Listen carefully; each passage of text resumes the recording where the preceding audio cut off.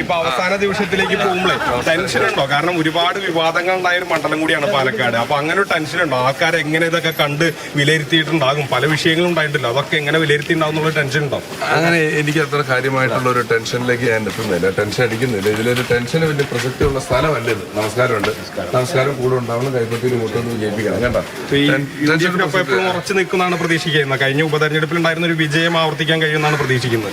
ഉറപ്പായിട്ടും അത് ഉണ്ടാവണമല്ലോ. നമസ്കാരം കൂടെ ഉണ്ടാവണം കേട്ടോ. കൈപ്പത്തിയിൽ വോട്ട് ചോദിച്ച് നേരിട്ട് വന്നതാണ്, സഹായിക്കണം. പിഷാരടി പറയാത്ത കാര്യങ്ങളൊക്കെ ഉൾപ്പെടുത്തി ഇന്നലെ കഴിഞ്ഞ ഇടത് പ്രൊഫൈലുകളിൽ ഉൾപ്പെടെ ഈ വ്യാജ വാർത്ത പല മാധ്യമങ്ങളിൽ ഉൾപ്പെടെ പ്രചരിക്കുന്നുണ്ട്. അപ്പൊ അവസാനം ഈ ഘട്ടത്തിൽ എത്തുമ്പോൾ ഈ ഇടതും അതുപോലെ തന്നെ ഇന്ത്യ മുന്നണിയും ഭയപ്പെടുന്നതല്ല.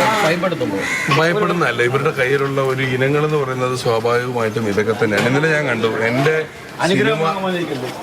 നമസ്കാരമുണ്ട് അമ്മേ, തലേ കൈവച്ച് അനുഗ്രഹിക്കണം, ജയിക്കണം കേട്ടോ.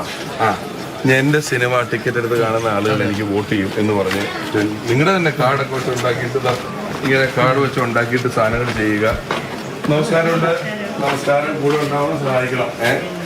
അങ്ങനെ ചെയ്യുന്നുണ്ട്. എന്നെപ്പറ്റി മാത്രം എന്തെല്ലാമാണ് വ്യാജ കഥകൾ ഇവർ പറഞ്ഞുകൊണ്ടിരിക്കുന്നതെന്നറിയാമോ? ഇവർ ആശയപരമായ ഒരു സംവാദമല്ല, ആശയപരമായ ഒരു മത്സരവുമല്ല, വ്യക്തികളെ കടന്നാക്രമിക്കുക എന്നുള്ളതാണ് ഇവരുടെ ഒരു നയം. അതിലൊരു ഉദാഹരണം തന്നെ പിഷാരടിയെ തടയുന്ന ഒരു സാഹചര്യം വരെ ഉണ്ടായിട്ടുണ്ട്. അവിടെ തൊട്ട് പലതരത്തിൽ ഡിജിറ്റൽ സ്പേസുകളിലാണെങ്കിലും ഇവരിപ്പോൾ തന്നെ നമ്മളെ പറ്റിയുള്ള നുണകൾ പറയുമ്പോൾ മറ്റു പാർട്ടികൾ നമുക്ക് തോന്നുന്നുണ്ട് എന്തോരം നുണയാണ്. അപ്പോൾ ഇവരുടെ വാഗ്ദാനങ്ങളൊക്കെ എന്താണ്? ഹലോ, എന്തുണ്ട്? ആയിക്കോട്ടെ, വോട്ട് ചെയ്യുന്ന കാര്യമൊക്കെ തീരുമാനമായില്ലേ? നമ്മൾ ഗംഭീരാക്കി തരണം, സൂപ്പറാക്കി തരണം.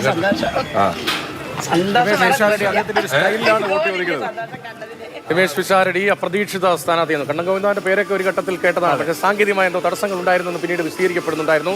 രമേശ് പിഷാരടി പാലക്കാട്ട് തീവാറും പോരാട്ടത്തിലേക്ക് UDF സ്ഥാനാർത്ഥിയായി മത്സരിക്കുമ്പോൾ അവിടെ മത്സര ചിത്രം അത് പ്രവചനാതീതമായി മാറി എന്നത് തെരഞ്ഞെടുപ്പ് പ്രചാരണ രംഗത്തെ ഒരു യാഥാർത്ഥ്യമായിരുന്നു. അപ്രതീക്ഷിത സ്ഥാനാർത്ഥിയായിരുന്നു നമാർ റസാഖ്. അപ്രതീക്ഷിത സ്ഥാനാർത്ഥിയായിരുന്നു LDF-നും